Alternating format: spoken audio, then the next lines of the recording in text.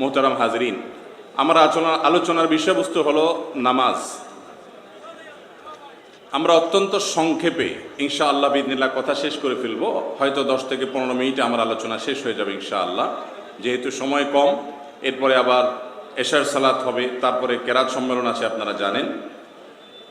একজন ইমানদারের কাছে আল্লাহ রাব্বুল আলামিনের তরফ থেকে দেওয়া সবচাইতে গুরুত্বপূর্ণ ইবাদত হলো নামাজ।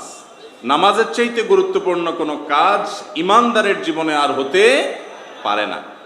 এই জন্য রাসূল আকরাম সাল্লাল্লাহু আলাইহি সাল্লাম ঈমানের পর ইসলামের দ্বিতীয় সর্বোচ্চ প্রধান রোকন হিসাবে যেটাকে ঘোষণা করেছেন সেটা হলো 5 ওয়াক্ত নামাজ।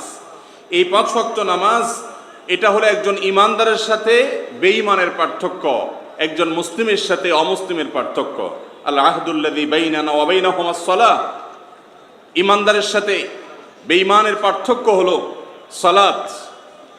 এবং নবী করিম সাল্লাল্লাহু আলাইহি সাল্লাম বলেছেন, বাইনার রাজুলি ওয়াশ শিরকি ওয়াল কুফরি তারকুস সালাহ। একজন ইমানদারের সাথে শিরক এবং কুফরের ব্যবধান এবং প্রাচীর হলো সালাত।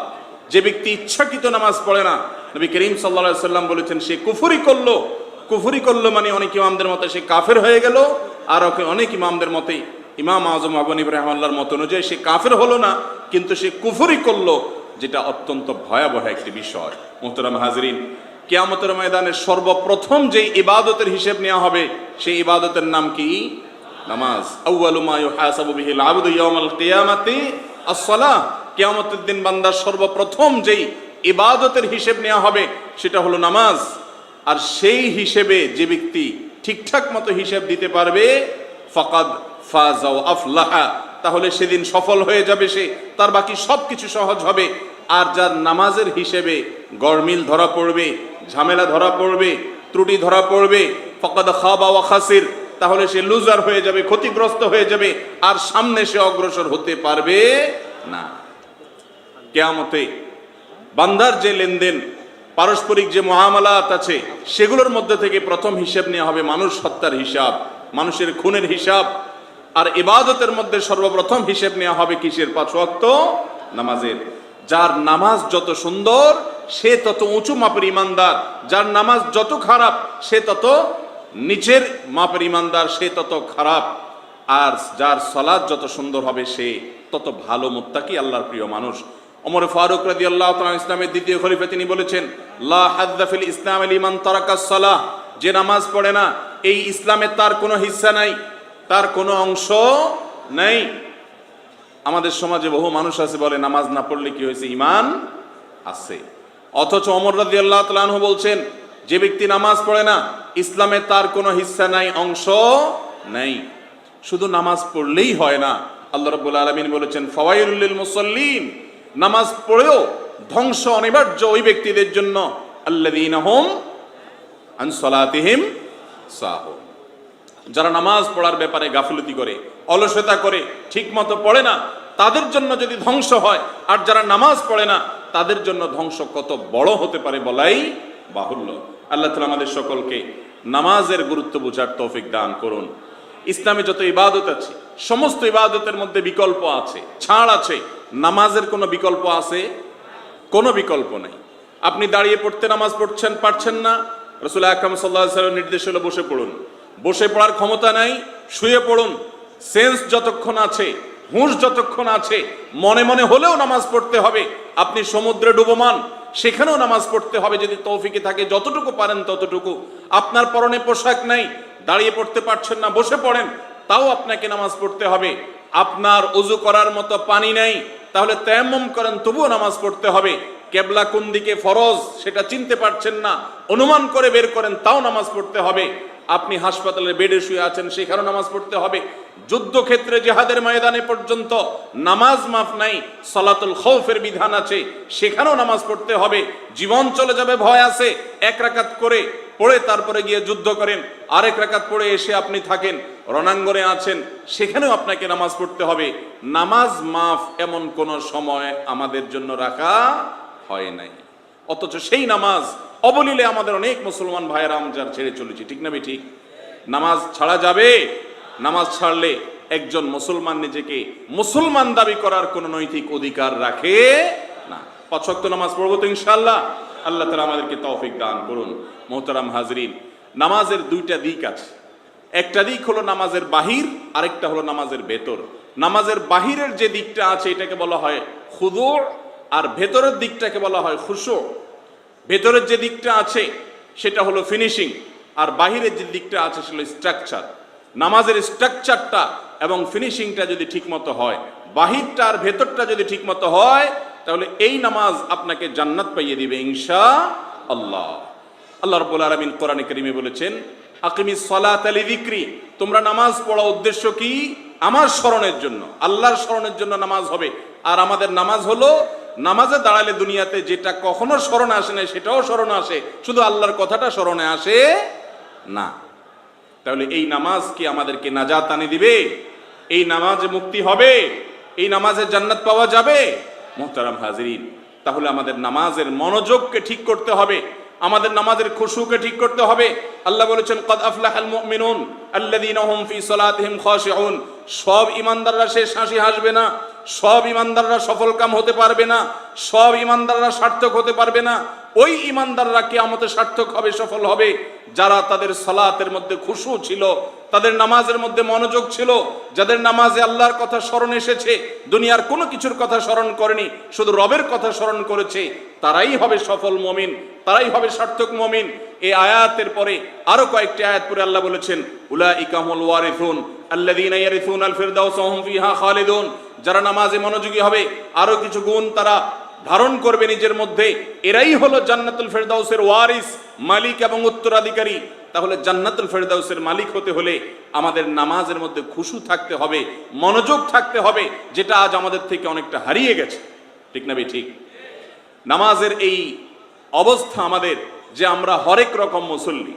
আজ থেকে বহু বছর আগে ইমাম ইবনুল কাইয়িম রাহিমাহুল্লাহ আল ওয়াবিলুস সাইয়্যিব নামক কিতাবে তিনি লিখেছেন, নামাজি মোট 5 প্রকার। নামাজি কয় প্রকার ভাই? 5 প্রকার। আমরা যত মুসল্লি আছি, এই 5 আইটেমের কোন একটাতে আমরা ঢুকবো। এবার আপনি দেখেন আপনি কোন কিসিমের মধ্যে পড়েন। 1 নম্বরের মুসল্লি হলো মুআকাব, যেই ব্যক্তি নামাজ পড়ার পরও শাস্তি পেতে হবে, আল্লাহর পক্ষ থেকে সাজা পেতে হবে, সওয়াব তো দূরের কথা বরং আযাব হবে। সে কোন ব্যক্তি? যে ব্যক্তি নামাজ ঠিকঠাক মতো পড়ে না, মাগরিবটা পড়ে, ফজর পড়ে না, জুমাটা পড়ে, বাকিগুলা পড়ে না, যেগুলা পড়ে রুকুন ঠিকঠাক নাই, ফরজগুলা ঠিক মতো করে না, কোন রকম রুকু থেকে সোজা হইতে না হইতে আবার দৌড় দেয়, সেজদা দিয়ে উঠে সোজা করে বসে না, ফরজ কাজগুলো ঠিক মতো করে না, ত্রুটি মনোযুক্ত পরের কথা। এরকম ত্রুটিপূর্ণ নামাজ যে ব্যক্তি পড়ে, এই ব্যক্তি হলো মুআকাব কিসিমের সালাত আদায়কারী মুসল্লি। অর্থাৎ যে নামাজ পড়ার পরেও আল্লাহর শাস্তির উপযুক্ত হবে। আপনারা বলতে পারেন, নামাজ পড়েও যদি শাস্তি পাওয়া যায় তাহলে নামাজ না পড়া হইতে ভালো না। ভাই, একজন মানুষকে আপনি একটা কাজ করতে বলেছেন, সে কাজটা করেছে কিন্তু ভুলভাবে করেছে, আরেকজনকে কাজ করতে বলেছেন, সে কাজটা করে নাই, দুইজনই বকা শুনবে, কিন্তু বকার মাপ কি সমান হবে? যে কাজটা করেছে কিন্তু ভুলভাবে করেছে, তাকে আপনি যদি বকা দেন 1 ডিগ্রি, যে কাজটা করেই নাই তাকে ডবল বকা আপনি দিবেন, 2 ডিগ্রি বকা দিবেন। কোনো সন্দেহ আছে ব্যাপারে? অতএব যেই ব্যক্তি নামাজের মধ্যে ত্রুটি রাখে, বড় ধরনের ত্রুটি, ঠিক মতো পড়ে না, মন মতো পড়ে, খেয়াল খুশি মতো পড়ে, ক্রিকেট খেলা থাকলে তখন আর নামাজ পড়ে না, ফজরের সময় ঘুমায় থাকে, শুধু মাগরিবটা পড়ে, এশাটা পড়ে বা মাঝে মধ্যে পড়ে, বা যতটুকু পড়ে সেখানে রুকুনের মধ্যে বড় ভুল করে, এই ব্যক্তি নামাজ পড়েও শাস্তি পাবে, প্রথম কিসিমের মুসল্লি। 2 নম্বরের মুসল্লি হলো মুহাসাব। মুহাসাব বলা হয় ওই মুসল্লিকে, যেই মুসল্লি নামাজ পড়ার পর আল্লাহ বলবেন, কি নামাজ পড়ছো, খোলো দেখি, তোমার নামাজের কি হাল দেখি। আল্লাহ তাআলা তার নামাজের ব্যাপারে তার হিসাব নিবেন। সে নামাজের ব্যাপারে হিসাব দিতে গিয়ে গলতঘর্ম হবে। এই ব্যক্তি হলো ওই মুসল্লি যে 5 ওয়াক্ত নামাজ পড়ছে, রুকুনগুলোও মোটামুটি করছে, কিন্তু বেচারার মনোযোগ নামাজে একটুও থাকতো না। সব কিছু মনে পড়ে নামাজে, আল্লাহ ছাড়া। যে নামাজ আসছে আকিমিস সালাতা লিযিকরি, সে নামাজে দুনিয়ার যে কথা কখনো মনে পড়ে না, কোন জায়গায় রাখছি এই জিনিসটা মনে পড়ে না, নামাজে দাঁড়ালে ঠিকই মনে পড়ে যায়। এইরকম অবস্থা। তো সেই মনোযোগ একটু না থাকার কারণে আল্লাহ তাআলা তাকে জবাবদিহির মুখোমুখি করবেন। সে ব্যক্তি হলো মুহাসাব। 3 নম্বরের যে ব্যক্তি নামাজি, তিনি হলেন মুকাফফার আনহু। মুকাফফার আনহু মানে হলো ওই মুসল্লি, যেই মুসল্লির নামাজ আল্লাহ বলবে ঠিক আছে, মোটামুটি হয়ে গেছে, দায়মুক্ত হয়ে গেছে, ফরজটা আদায় হয়ে গেল, অন্তত শাস্তি পাইলা না নামাজ না পড়ার কারণে। আর সেই মুসল্লি কে? সেই মুসল্লি হলো ওই মুসল্লি যেই মুসল্লি ফরজ ঠিক মতো করছে, পাঁচ ওয়াক্ত পড়ছে, মনোযোগ ধরে রাখার জন্য নিজের সঙ্গে লড়াই করছে, অনেকটা পারছে অনেকটা পারে নাই, কিন্তু চেষ্টাটা সে করছে।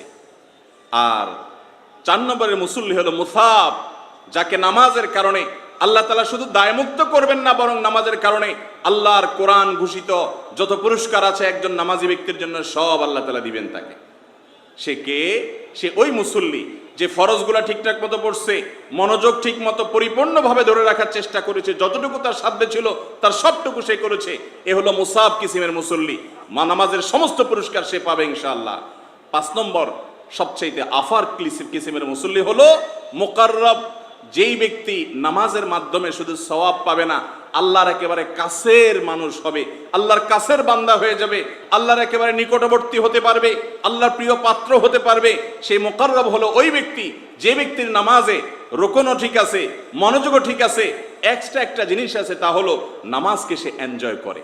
নামাজ তার কাছে বোঝা নয়, নামাজ তার কাছে তৃপ্তি, নামাজ তার কাছে স্বাদের একটা বিষয়, নামাজ তার কাছে আনন্দের একটা বিষয়। সে ফিল করে তার মালিকের সামনে দাঁড়িয়ে আছে, আনতা আবুদাল্লাহ কান্নাকা তারাহ, আল্লাহকে এমন ভাবে ইবাদত করে যেন সে দেখছে। আল্লাহকে সরাসরি দেখে ইবাদত করার যে স্বাদ, সে স্বাদ পুরো সালাতের মধ্যে পাচ্ছে।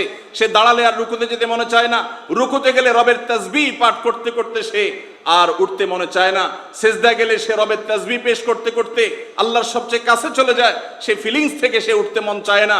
এভাবে তার প্রত্যেকটা রোকন রবের সাথে এমন ভাবে সে নিবেদন করে যেন রবকে সে সামনে পেয়ে ইবাদত করছে, মনোযোগ অন্যদিকে যাওয়ার কথা প্রশ্নই আসে না। এই কিসিমের নামাজ যদি কেউ পড়তে পারে, সেই নামাজি নামাজের মাধ্যমে শুধু জান্নাত পাবে, সওয়াব পাবে তা নয়, সে আল্লাহর সবচেয়ে কাছের বান্দা হতে পারে, আল্লাহর সবচেয়ে প্রিয় পাত্র হতে পারবে। আল্লাহ তাআলা আমাদের সবাইকে সে আফার ক্লাসের মুসল্লি হওয়ার তৌফিক দান করুন। মোহতারাম হাজিরিন, এ হলো নামাজে মনোযোগের ব্যাপার। নামাজের আরেকটা গুরুত্বপূর্ণ দিক হলো নামাজের বাহির স্ট্রাকচার, সেটা হলো খুদু, নামাজের রোকনগুলো সব ঠিকঠাক মতো করা। এক্ষেত্রে আমাদের ত্রুটি অনেক বেশি। আমরা সবাই মনোযোগের ব্যাপারে অভিযোগ জানাই যে আমাদের মনোযোগ থাকে না, অথচ নামাজের বাহিরটাও আমাদের বেশিরভাগ মানুষের ঠিক ঠিকানা নেই। আমাদের সমাজে দেখবেন আমরা বেশিরভাগ মানুষ 4G 5G গতিতে নামাজ পড়ি।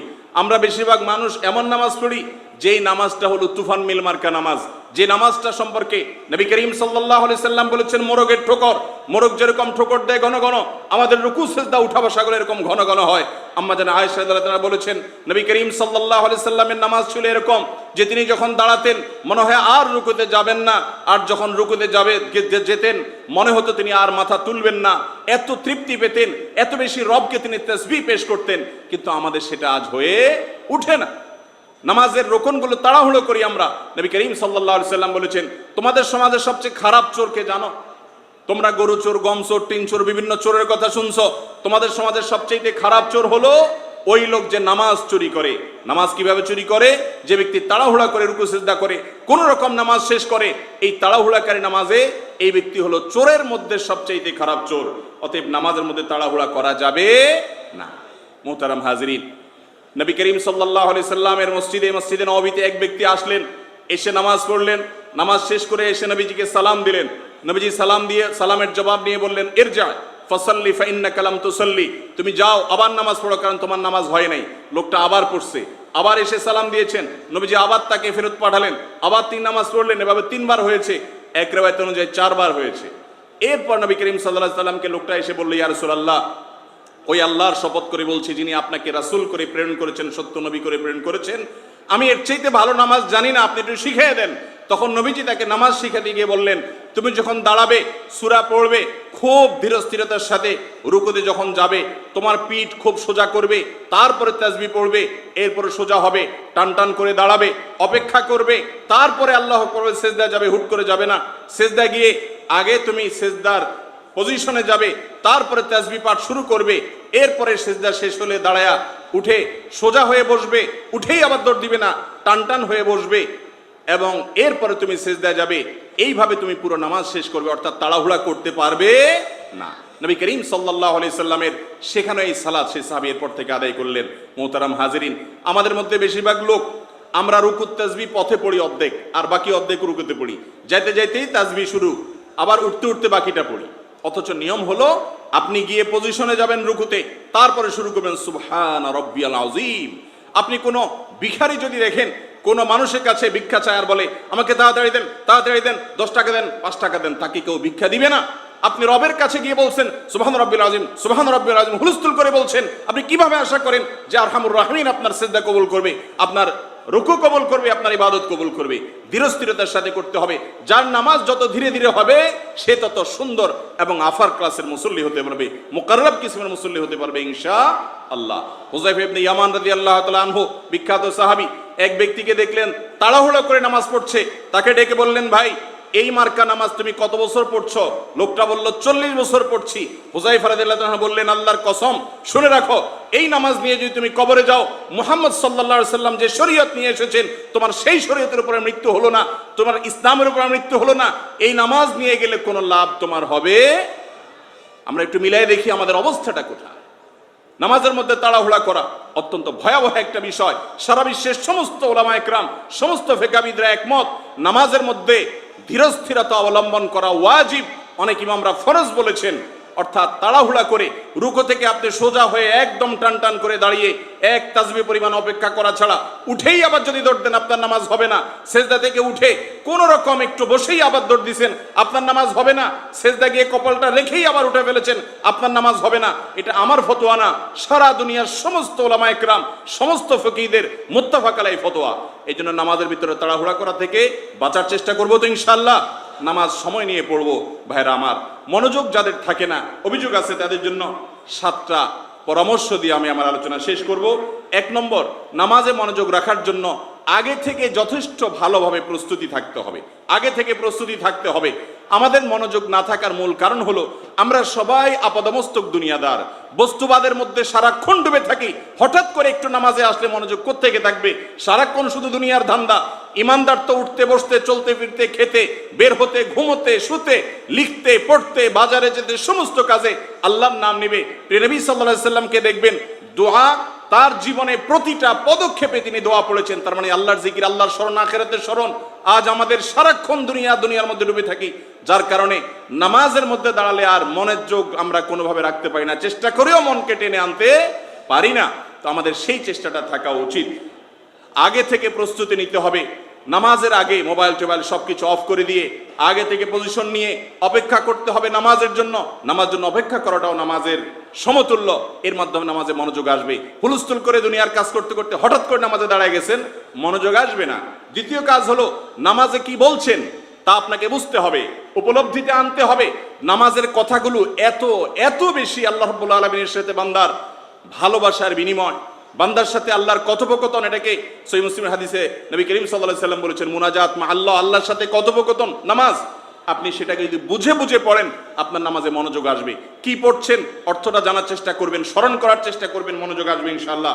তৃতীয় কাজ হলো নামাজে মনোযোগ আসতে বাধা সৃষ্টি করে সেগুলো আগে থেকে সরাই ফেলা। বুখারীর হাদিসে আসছে, একবার নবী করিম সাল্লাল্লাহু আলাইহি সাল্লামকে একটা কাপড় দেওয়া হলো, নামাজে দাঁড়ালেন, তার সেই কাপড়ে কিছুটা চাকচিক্য ছিল, মনোযোগ সেদিকে চলে যাচ্ছিল। তিনি বলেন, এটা সরাও, সিম্পল এবং সহজ একটা আপনার প্লেন একটা কাপড় নিয়ে আসো। তারপর তিনি তারপর নামাজ পড়লেন। তাহলে নামাজের মধ্যে মনোযোগ নষ্ট হতে পারে, এরকম সব বিষয় আগে ভাগে শেষ করতে হবে। ক্রিকেট খেলা দেখতেছেন, মাঝখান দিয়ে নামাজ পড়তে আসছেন, আপনার রুকুতে সেজদাতে শুধুমাত্র ওই ব্যাট বলই থাকবে, আল্লাহর স্মরণ আপনার মনে আসবে না। এই জন্য আগে ভাগে সেগুলোর সাথে সম্পর্ক ছিন্ন করে তারপরে আসতে হবে। 4 নম্বর, ইবাদত বন্দিগির মধ্যে আমাদের বৈচিত্র্য আনা। বিশেষ করে নামাজের বৈচিত্র্য বলতে আমি বলছি সূরা কেরাতগুলো। 4টা সূরা মুখস্থ করছেন বেশিরভাগ মুসল্লিরা আমাদের ইন্নাতান আর কুল হুয়াল্লাহ দিয়ে নামাজ পড়ে, ঠিক না বেঠিক? অথচ কুল হুয়াল্লাহ দিয়ে নামাজ পড়লে ভালো। কুল হুয়াল্লাহ সূরাকে মহব্বতের কারণে এক সাহাবী জান্নাতি হয়ে গেছেন, আল্লাহর ভালোবাসা পেয়েছেন। কিন্তু শুধুমাত্র সংক্ষেপ করার জন্য কুল হুয়াল্লাহ পড়া, এটা তো ফাঁকিবাজি মার্কা কুল নামাজ পড়া। নামাজের মধ্যে সূরাগুলা নতুন নতুন সূরা পড়েন, সেগুলো একটু ট্রায়াল করেন। নামাজের মধ্যে রুকুর তাসবিহ শুধু সুবহান রাব্বিয়াল আযীম শিখছেন, আরো বিভিন্ন তাসবিহ আছে। সেজদাতে শুধু সুবহান রাব্বিয়াল আলা শিখছেন, আরো কয়েক আইটেমের তাসবিহ নবী করিম সাল্লাল্লাহু আলাইহি ওয়াসাল্লাম পড়েছেন, সেগুলোও মাঝে মধ্যে পড়েন। বৈচিত্র্য আনলে ইনশাআল্লাহ নামাজে মনোযোগ বসবে। 5 নম্বরের আমল হলো ধীরস্থিরতা। যত আস্তে আস্তে সময় নিয়ে নামাজ পড়বেন, মনোযোগ দেখবেন অটোমেটিক আসছে। এটা ট্রাই করেন যে দীর্ঘ সময় নিয়ে পড়েন। আপনি দাঁড়িয়ে নিজের সাথে নিজে সংগ্রাম করেন, যে মনোযোগ আসার আগে আমি রুকুতে যাব না, মনোযোগ আসার আগে রুকু থেকে মাথা উঠাবো না, মনোযোগ আসার আগে আমি সিজদায় যাব না। একটু লম্বা সময় নিয়ে পড়েন, ইনশাআল্লাহ দেখবেন মনোযোগ আসবে। 6 নম্বরের আমল হলো নামাজের পুরাটুকু আল্লাহর সাথে কথোপকথন। আল্লাহ বড়, আল্লাহ আপনার পবিত্র বর্ণনা করছি, আল্লাহ আপনি আমাকে মাফ করে দিন, আল্লাহ আপনি সমস্ত বান্দাদের প্রতি আপনি রহমত নাজিল করেন। সারাক্ষণ পুরো নামাজের মধ্যে দেখবেন দোয়া, ইহদিনাস সিরাতাল মুস্তাকিম, আল্লাহ আমাদেরকে সিরাতাল মুস্তাকিম দেখান। পুরো নামাজটা দোয়া। এই দোয়ার অর্থগুলো বুঝে আল্লাহকে যখন আপনি সম্বোধন করে কথা বলবেন, মনোযোগ থাকবে ইনশাআল্লাহ। আল্লাহর সাথে কথা বলার নিয়তটা রাখবেন পুরো নামাজের মধ্যে। 7 নম্বর এবং সর্বশেষ পয়েন্ট হলো আপনার নিজেকে ভৎসনা করতে হবে। কখনো নফল নামাজ মনোযোগ ভালো করে বসে নাই, আবার পড়েন, এভাবে নিজের সঙ্গে সংগ্রাম চালালে ইনশাআল্লাহ নামাজে মনোযোগ আসবে। আর ধীরস্থিরতা যদি ধরে রাখতে পারেন, মনোযোগ অটোমেটিক আসবে। মনোযোগ শতভাগ আপনি ধরতে পারবেন না, মন চলে যেতে পারে, কিন্তু ধীরস্থিরতাটা আপনি ধরে রাখতে পারেন। যেটা আপনার হাতে সেটা পরিপূর্ণভাবে করবেন, যেটা আপনার হাতে না সেটা আল্লাহ তাআলা অবশ্যই আপনার জন্য সহজ করে দিবেন। আল্লাহ তাআলা আমাদেরকে এমন নামাজি হওয়ার তৌফিক দান করুন, যেই নামাজি ওই যে 5 নম্বরের কিসিমের অর্থাৎ মুকাররব, আল্লাহর প্রিয় বান্দা হতে পারে, নৈকট্য অর্জন করতে পারে।